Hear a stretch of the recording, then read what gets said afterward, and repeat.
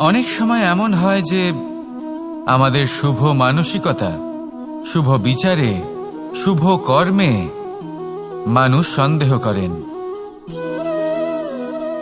প্রশ্ন করেন, প্রমাণ চান, শুদ্ধতার পরীক্ষা দিতে বলেন, আর তখন নিশ্চিত রূপে কষ্ট হয়। আমরা ভাবি এটাই হলো জীবন। এত শুভ ভাবনা ভেবেও, শুভ কর্ম করেও মানুষ আমাদেরই সন্দেহ করেন। দুঃখ অবশ্যই হয়, কিন্তু দুঃখী হবার কোনো প্রয়োজন নেই। কেন নেই? কারণ যদি কেউ আপনাকে সন্দেহ করে, করতে দিন। সংসারে কি হয় তা দেখুন।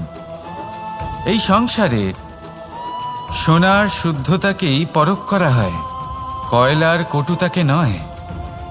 আপনি হলেন স্বর্ণ, তাই আপনার শুদ্ধতা অবশ্যই পরখ করা হবে। সেটা তো হবেই হবে। আপনি নিজেকে দুঃখী করবেন না।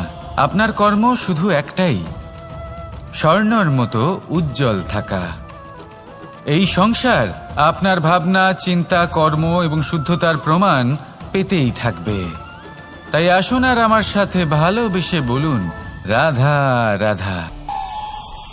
অনেক সময় এমন হয় যখন মানুষ আমাদের সত্যকে অস্বীকার করতে থাকেন আর মানুষের মিথ্যে কথাগুলিকে গ্রহণ করেন, তাও আবার অত্যন্ত সহজ।